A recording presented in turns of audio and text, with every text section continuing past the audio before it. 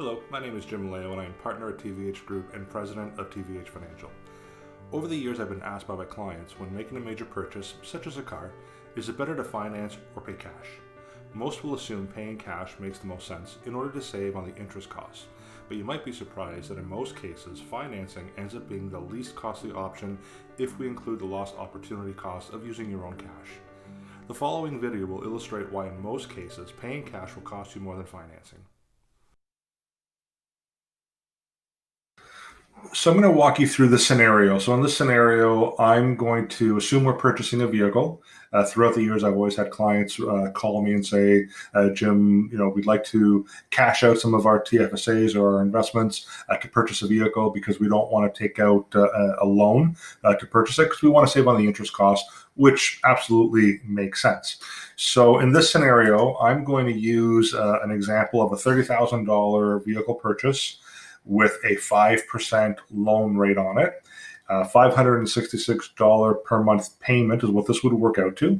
And over a 5-year period, if we amortize it over 5 years, you can see here that it would cost the individual about $39.68, so almost $4,000 in interest costs. And this is why people look at the situation and say, hey, I've got money in the bank, I have money in my investment account. Why should I pay any money to the bank when I can save that money and keep it for myself? So again, very valid.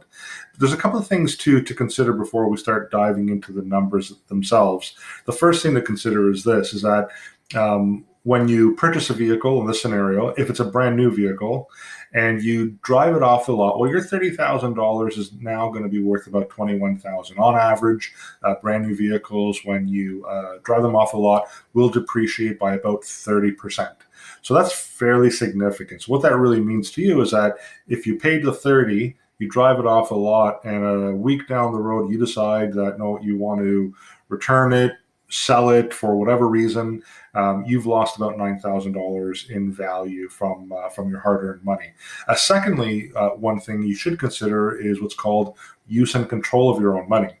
So when you, again, write that check for the $30,000 and you drive your vehicle, and let's say 2 months down the road, there was an emergency that happened or you needed access to some cash, well, if you've tied up $30,000 in a vehicle, you can't go back to the dealership 2 months later and say, I've given you 30, I need about 10 of it right now for another opportunity or another need. Can I have some of that back? It's just not going to happen, right? So when you have your money invested and it's liquid, you have access to that investment if an opportunity were to arise or if there was an emergency situation.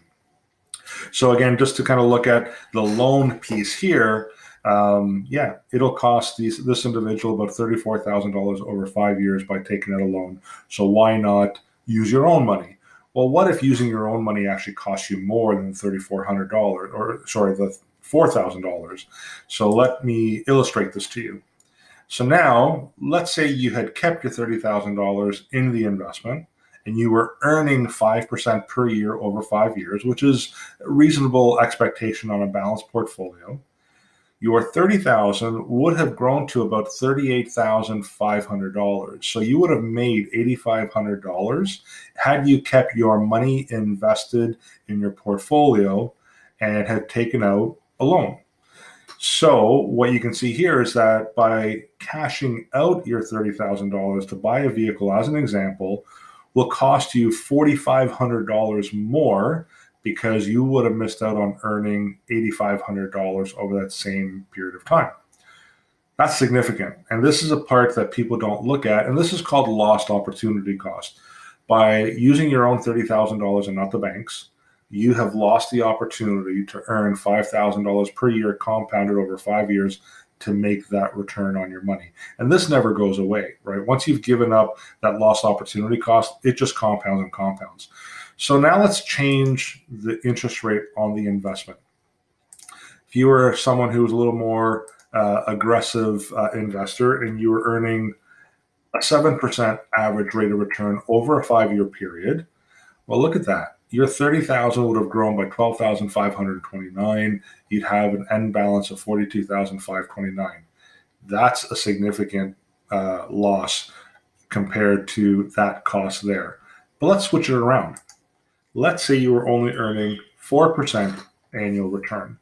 Well, that's still, you've lost the opportunity to earn $6,600. That's $2,600 more than this scenario here. What if we take it down to 3%? So at 3%, you're still better keeping your money invested and taking out a loan than to cash out your investment and lose the ability to earn 33% per year. So let's take it down to 2.5%. We can call this about break even, right? So if you are earning 2.5% per year over a 5-year period on your investment, that in itself will net out approximately the same as you taking out a loan on the vehicle. And let's compare the two again. So now let's say your interest is only 2.5% on the loan, and you're earning 2.5%. Again, keeping your money invested and taking the car loan is a much better scenario for you than to cash out your money just to save on this, because you're going to miss out on earning that.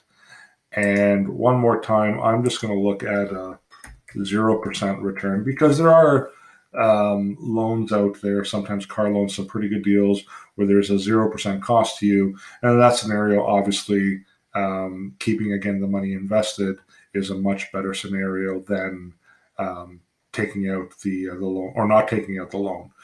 So how do you want to really pay for it? This, again, applies to a lot of scenarios. If it's to purchase furniture, if it's to, again, purchase a vehicle, purchase a boat, whatever it might be, really we have to look at these scenarios to see, does it make sense long-term to not take out a loan, use our own cash to save on the interest?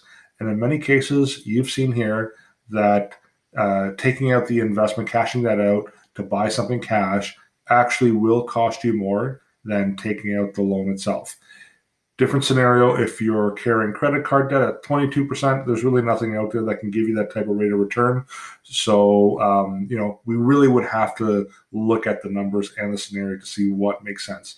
If you have any questions, please reach out to me, jim@tvhgroup.ca or 647-727-4668. Thanks and take care.